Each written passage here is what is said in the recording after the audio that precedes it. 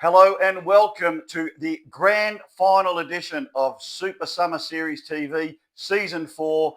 Ben, welcome to the grand final edition and congratulations on Berkeley & Co. making the grand final for this season. Thanks for having me, and very much looking forward to Sunday at 3:00. Well, this is what it's all about. The Claret Jug, we've finally got it back from the Fuggies, who were last year's premiers. We'll have a look at them in just a moment and have a look at how their season went. It's a bit of the poison chalice, but that's what you'll be playing for this Sunday and have your name engraved on it, along with Pete Delbridge, who is actually going to be our special guest tonight when we break down the analysis and have a look at who's going to be winning this week. We don't think it's fair that you should be analysing yourself and the opposition. So Pete will be joining us a little bit later, but that's what we're playing for. Yeah, thanks to Dave for handing it over. Nice to see he's given it a cut and polish. Obviously, a few vodka shots over the course of the celebration throughout the year. Got the better of the Claret Jug, but it looks nice and shiny, and hopefully Luke and I and Berkeley & Co. will be having it in our hands on Sunday afternoon. All right, well, let's look at the Fuggies. So obviously last year's premiers, but it was a big fall from grace, like many teams before them. So just finished 10th, so second last on the ladder. Just the 2 wins, 7 losses, a draw. Lost their skipper, Dave Sortino, and that kind of sent Reeves into a free fall. The shoulder slumped.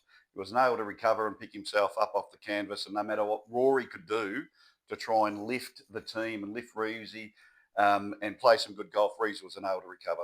No, disappointing from Reevesy to rely on a young Rory who's just getting into his golf to try and lift them to some sort of, I suppose, competitiveness throughout the season. But Rory's a very talented golfer, and given given their performances over the last couple of months, particularly after Christmas, once Dave sort of wasn't available, I think Rory might be a chance to usurp Reevesy come next season. That could be it. I hear Dave is back on the course, which is fantastic news. And could we see Reevesy's a third wheel next year? That is a high possibility. I think we will. He's lived off that one putt in the grand final and hasn't done anything. Let's face it, it was the only thing he did on the day. And that season. So, look, he's lived off that. I think it's time that maybe Dave looks into new horizons and get a father-son team going with Rory. Could be a couple more of those too. We'll have a look at that in the trade special coming up in a few weeks. The specialist fielders, so played off in the grand final, Tom, but how disappointing is that for them to be the wooden spooners for season 25-26? Just the 2 wins, the 8 losses. I have some serious concerns about whether this team that has kind of been the benchmark since this competition actually commenced, as to whether they'll actually be on the park together as a team next year. Well, I had to think about the specialist fielders during the week when you said to have a think about it in our pre-production meeting, and I liken them to the St Kilda Football Club of 2009-2010.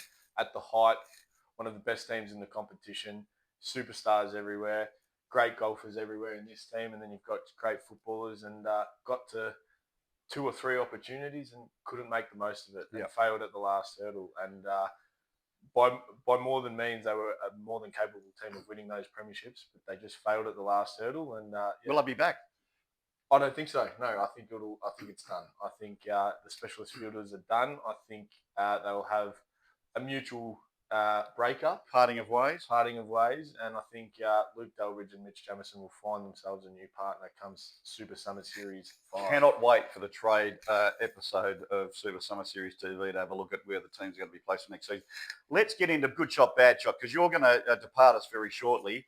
But good shot, bad shot. The Summer Blaze polos should be continued for the premiership team. Shocking shot. That's a shank off the tee. There is no way. You're in the water hazard with that question there. There is no way that should ever come back into the Super Summer Series. That was a bizarre and disgraceful decision from the commission to award the premiership team with such a huge... You're not sure, you don't think that a couple of unique looking points of difference polos for premiership players on Wayne here and Pete Delbridge is becoming? And look, you haven't picked the greatest models, but I just think that it's not a great look, and I don't think that look would suit anyone. I think you could have Brad Pitt wearing that, and he'd still look ugly. So. All right, okay. Thanks for that summation. Righto. Good shot, bad shot, Commissioner. Top 6 for the SSS with top two getting a rest on first week of finals is a great evolution for the competition. Good shot, great shot, straight down the middle with a baby draw, this one. We could grow next season from 11 teams to 12, possibly more. and I think a top 6 absolutely offers something for this competition. We have seen teams in final series miss out by just the smallest amount of percentage. The top 2 get a rest, so that rewards the 2 best teams in the competition. 3 plays 6, 4 plays 5. The winners then go into play in preliminaries against 1 and 2. I think it's got a lot of legs. Look forward to talking and discussing that more for Super Summer Series Season 5. Fair enough. Good shot, bad shot. SSS 26-27 should offer a variety in its course offerings. Yeah, good shot. I don't mind this one. It's a nice little bunt down the fairway, I think, this one. As long as it's not Tullamarine. I think we just want quality. We want something close within our radius. We don't want Tullamarine with its ordinary course condition. And Keilor's too easy for the good teams to dominate. It doesn't give us battlers like Berkeley and Co.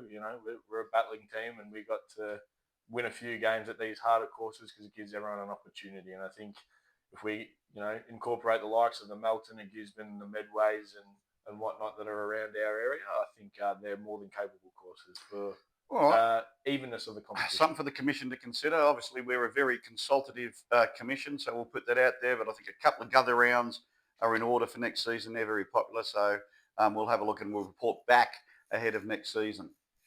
Commissioner Coggers has been fined for breach of publicly abusing the commission. Should Andrew Graham receive the same treatment? Yeah, good shot, that one, Ben. The commission's actually at the moment going through its due diligence for its the WhatsApp group and the post since January, and there has been a few, red flags around Andrew Graham and his conduct, and particularly the public abuse that's been displayed towards the commission. Ben and the Fat Man. Yep, and Coggers was actually fined mercilessly to set an example of what kind of behaviour we want to uphold this competition for. And the Commission's actually looking at that. So I think Andrew Graham could find himself in a little bit of trouble and be forking out some dollars into the SSS Treasury. Hopefully it's enough to get that slab of grosh we always like, thanks to Coggers in previous years. All right, it is the grand final, 1 versus 2. It may even be the first time I've had 1 versus 2 in the competition. Ben, we're going to wish you all the best for the grand final. We thank you for your participation in SSTV this season. That's what you're playing for. Don't touch it. Don't jinx yourself. Luke has refused to touch this since it's been in the house pending this TV show. We'll see you Sunday against the Cannons, and all the best. Thanks very much. Look forward to it. So we are looking for Sunday, 2:30 p.m. report to course. As always, we do like to have a gallery, so players are welcome to come along. It adds to the day. It certainly adds to the pressure of teams. And last year we did see a big gallery there. So we're looking at teeing off at around 3 p.m. Good luck to the Cannons and good luck to Berkeley and Co. We hope to see as many Super Summer Series teams and players there as we can, as we welcome in Peter Delbridge, the inaugural Super Summer Series Premiership skipper. Thanks, Max. You've touched the jug. Your name is engraved on it. That's what we're playing for this Sunday. What is it like to be a Premiership player in the Super Summer Series competition? Well, Max, thanks for inviting me on. And honestly, you guys have done a fantastic job all year. We've really enjoyed the broadcast. This is what it's all about. Like, winning this jug is what we all play for. And as you know, the Cannons have won it before, and I am in no doubt that the Cannons will win it again. Well, you've won it. You've been able to hold your nerve. You've played another final series where you held your nerve. Your partner, Wayne Wunham, was the one who kind of succumbed to the pressure, didn't play his best golf. Can he lift? And we'll talk about that a little bit later. But do you think he's up to it? Oh, absolutely. When you've played as much pressure golf as we have over the journey, you just get a bit used to the pressure and you absorb it. Look, make no mistake, Berkeley and Co are a very, very tough team, but I have no doubt that the Water Cannons will come to the fore. Oh, we'll break them down. So there's no chance of you being fit and ready on Sunday. Let's get that elephant out of the room straight away. No, thanks, Max. Love to be there, and all things pointing in the right direction. I will be there to support my Cannons, but no, I won't be playing. Righto, let's have a look at the tail of the tape here, Dally. So the Cannons finished first, so a fantastic season set up by you. early on. I think you played the first early rounds and really set Wayne up for success. First 7 wins, 2 losses, a draw. The semi-final, they had their handicap at 0.5, shooting par, so coming just under. Well, interesting to see what the handicapper does with that. They shot 8 pars and a birdie with Mopper, so Matt Thorley, the new replacement, so playing really well as a team. I think Mopper did a fair bit of heavy lifting again in that game. For the season, 45 pars, 7 birdies. We'll compare that against Berkeley, so second on the ladder. Probably jumped from nowhere to finish second on the ladder post Christmas. Semi-final, handicap of 4, shot a 39, so shot their handicap down to par, so very interesting. 5 pars on the day and a birdie, so 3 less pars than the Cannons, 31 pars for the season, and only just the 1 birdie for the season. So in terms of net pars and birdies, they're minus 14, minus 6. What's your assessment of that kind of performance? I think golf's just it's a numbers game, Max, and as you can see from the figures you've put up there, fairly certain the boys have already played their grand final. They shot the lights out to get to the grand final, and in my assessment of the numbers, the cream always comes to the top, and the cream in this case is the Cannons. You think that they'll get there, all right? Without doubt, we've got Mopper absolutely playing out of his skin. You've got Wayne, who's just rock steady and playing very, very good golf at the moment. I've heard that his recent rounds have been exceptional. I think Berkeley would have to pull one out of the box to match it with the Cannons. Wayne shot an 85 last Saturday at Gisborne in comp, finished third, so 85 off the stick, and that included an 8 on 1 hole. So he's certainly in form. He's been driving well, but will the occasion get to him? Well, that's always the big question, isn't it? Whether people can rise up to the challenge or whether the challenge crushes them. And I've played a lot of golf and cricket with Wayne, and I have no doubt that he will rise to the challenge. Well, he's already put it out there that on the WhatsApp group, concerned about the time that the tee off comes and will it be dark. Now, I think that shows us some level of anxiety about the upcoming tee time in the grand final. I'm not sure that he's sleeping well at night. Now, you have experience in sleeping with Wayne when he's on edge. So what do you think? How will he be coping with this? That post was a bit concerning to me as a casual observer. I'd be focused on your own game. So I think he's on edge. How would you? What's your thoughts? I think Wayne plays his best when he's on edge, and having spent a little bit of time with him overseas when he's been on edge, it's entertaining at least. But he's the sort of bloke that rises to the occasion, and I think with him and Mopper together, Mopper will just keep him nice and calm and playing his best golf. Righto, let's have a look at preparation, because to say preparation is the key. We've had our scouts out there this week, as you would. SSS TV wants to go and have a look at how the teams are preparing. So let's compare the preparation of the Cannons as opposed to Berkeley and Co. We'll start with the Cannons. So really intense preparation, really taking this seriously. 5 rounds in 7 days, 3 driving range sessions, a technical swing assessment. The shaft flex has been tested and confirmed as accurate. They've done some ball testing, and there's an upgrade coming in terms of their ball that will be used on the day. I'll talk about that later. Yep. Clubs have been cleaned, re-gripped, and grooves sharpened, and they've had 3 Mind Coast sessions. This is what I'm talking about, though, Max. Leave no stone unturned. You do the absolute maximum. You do the best you can to ensure that you're prepared for that ultimate game. Right, let's have a look at the preparation for Berkeley and Co. So they've had no rounds in the last 7 days. There's had no driving range sessions, no professional check-ins, no equipment inspections, no equipment purchase. Clubs have been uncleaned in 12 months, and they've done 3 bar crawls. They've had no Mind Coach sessions. So your thoughts, do you take the more absolute dedicated application, or do you take the more relaxed, we don't really care that much approach? Well, as you know, Max, I would take the Berkeley and Co preparation over the Cannons on this particular occasion. However, for the guys that are playing the game, I think they thrive in that environment. Are they setting themselves up for success? Let me just talk you through something else here, because if you compare we'll firstly have a look, you compare their preparation, you're talking about a Rory McIlroy versus a John Daly. So there's the juxtaposition of how these two teams were prepared for the big day this Sunday.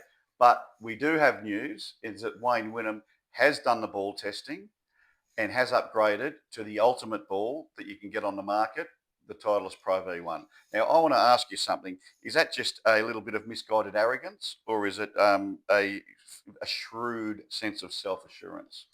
I would say that that Wayne leaves no stone unturned. He is just striving for success, and he will do all that it takes. And this is just proof positive that he will do everything it takes to get that success. Is he setting him up for failure? Is he setting himself up for failure? You have a look at that preparation, upgraded to the Pro V1s, putting a lot of pressure on himself. Absolutely, but that's the sort of bloke that Wayne is, and luckily he's got Mopper there just to back him up and lift him up on those odd occasions where he might mishit the ball and not quite strike it as well as he should or he could. He's got Mopper there to just boost him back up again. He'll be fine. Righto, let's have a look how they're going to line up this Sunday. Have a look at the handicap. So again, it's first versus second. Both teams with 7 wins, so very evenly placed.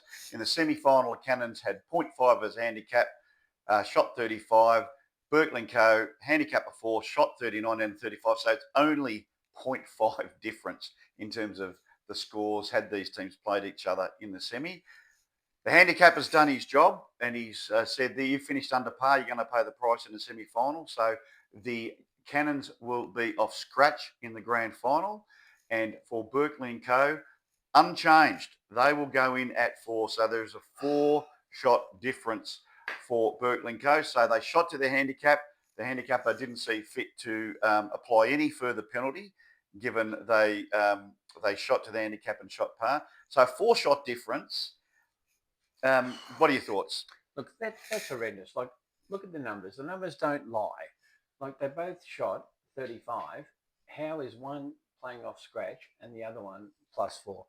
I think the handicapper really needs to have a good, long, hard look at himself. Well, no, they did shoot 34.5 if you apply the handicap. 34.5. Honestly, there's not that much difference. The boys played exceptionally well. So did Berkeley and Co. I just think that's a little bit harsh. Who's going to win the match? And where's it going to be won? Where's it going to be lost? Let's get down to it. Okay. We're playing the back 9 at Midway. Yep. Where's it going to be won? And who's going to stand up as the best player? You could play this on the moon. The Cannons will come to the fore, and regardless of how much pressure they're under from the handicapper, they will come to the fore and they will play their best golf. I have no doubt whatsoever that Wayne and Mopper will rise to the occasion. Okay, so let's have some objective analysis here because I sense a bit of bias coming in. Where can Berkeley and Co. win it? Well, I think Berkeley and Co. need to get into the heads of the Cannons as early as they possibly can. And personally, if I was Berkeley and Co., I'd be filling them full of beers as early as I possibly can. That mightn't happen. So let's talk about what they can do tactically on the golf course, whether it be mind games. How do they get on top early? Like, if they're at what point, if they're, they need to square the first 3 holes and apply the pressure, how do they win the game? Well, Berkeley and Co. just need to halve every hole. So they just need to match whatever the Cannons can produce. And the Cannons will produce good golf because they're both good golfers. Berkeley and Co. can play out of their skins. Absolutely. They need to do it early to put any sort of pressure on the Cannons to try and get that result. Righto, Pete. Your tip is the Cannons. I'm hearing that loud and clear. Absolutely. Well, will we see you there on Sunday? Absolutely. All right. We look forward to seeing you there. We look forward to a great game between first and second. The Cannons, who are clearly going in as the favourites, versus Berkeley and Co. as the underdog.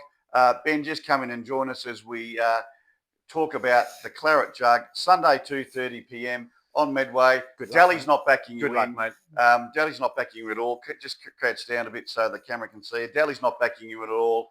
You got it up against you, and you're happy going in as an underdog. Yeah, well done, Pete. That was a great analysis of the Water Cannons. So, look, we're looking forward to it. We're the underdogs. We'll rise to the top and see what we can do. There's no pressure on us. I know we've got a Claret Jug to lose, but we put the pressure on Wayne early. We know he'll fold. He won't want to lose to one McManus, let alone two. So I think we've got the mind game set. All right.